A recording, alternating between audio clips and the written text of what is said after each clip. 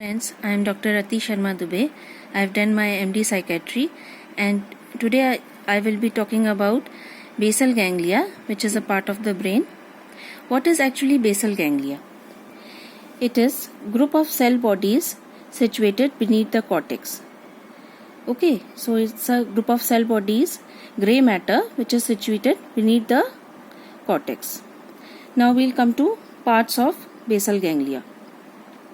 Parts of basal ganglia are caudate nucleus and putamen, which are collectively called striatum, and globus pallidus. Now, globus pallidus has two parts: globus pallidus externa and globus pallidus internus. And this putamen and globus pallidus are collectively called lenticular nucleus. So, this is a diagram.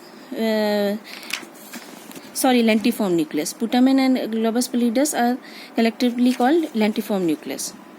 So here is a diagram showing motor cortex. See, I have drawn roughly, and it is a coronal section of the brain. So here I will show you the parts of basal nuclei. So this part you can see is the thalamus, and above the thalamus is the caudate nucleus, which is a part of the basal ganglia. And here this is here it is shown a structure. So the this structure is called putamen, and this structure is called globus pallidus externa and globus pallidus interna. And coming further down is the subthalamic nucleus and the substantia nigra. Subthalamic nucleus and the substantia nigra. Substantia nigra actually comes in the midbrain. So today we will be talking about the two pathways of the basal ganglia. One is the direct pathway and one is the indirect pathway. Now, neurotransmitters involved in these two pathways are the glutamate, which is excitatory, and GABA, which is inhibitory. So let's start with the direct pathway of the basal ganglia. First of all is the motor cortex. So motor cortex, from the motor cortex are the goes the excitatory signals, that is the glutamate. See, you can see the positive sign here. So these glutamate signals are excitatory.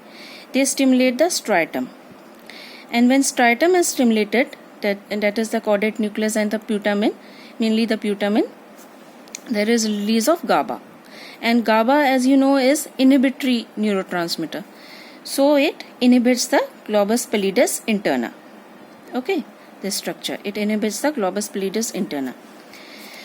And globus pallidus interna, actually it secretes GABA. That is the neurotransmitter, inhibitory neurotransmitter.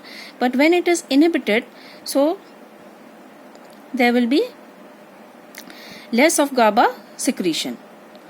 Okay, so there will be less of GABA secretion. So ultimately what will happen? That thalamus will be excited, thalamus will be stimulated, and so there will be disinhibition or excitation in this pathway. You can see excitation or activation, or you can say disinhibition of the direct pathway. And so the positive signals will go to the motor cortex and movement will take place. Now coming to the indirect pathway. Now again motor cortex sends these excitatory signals to the striatum. But now a different pathway it will take. See, this was the direct pathway, okay? But now a different pathway will be taken. It stimulates the striatum via its excitatory signals. See, glutaminergic signals. But now it stimulates striatum, and there is release of GABA, which is inhibitory, and it inhibits. Now it inhibits globus pallidus externa. Globus pallidus has two parts, no? Interna and externa. So it inhibits globus pallidus externa. And so what happens? globus pallidus externa is inhibited, so there is less of GABA secretion, that is inhibitory neurotransmitter, and there is less of inhibition of subthalamic nucleus. There is less of inhibition of subthalamic nucleus. Now, subthalamic nucleus can release more of glutamate. Subthalamic nucleus can release more of glutamate, and it stimulates the globus pallidus interna. Globus pallidus interna, it stimulates. And then what happens? There is more of GABA release. That is the inhibitory neurotransmitter, more of GABA secretion, and it inhibits the thalamus, which has excitatory nature, but it inhibits the thalamus. So there will be inhibition. There will be inhibition of movements in the indirect pathway. Okay.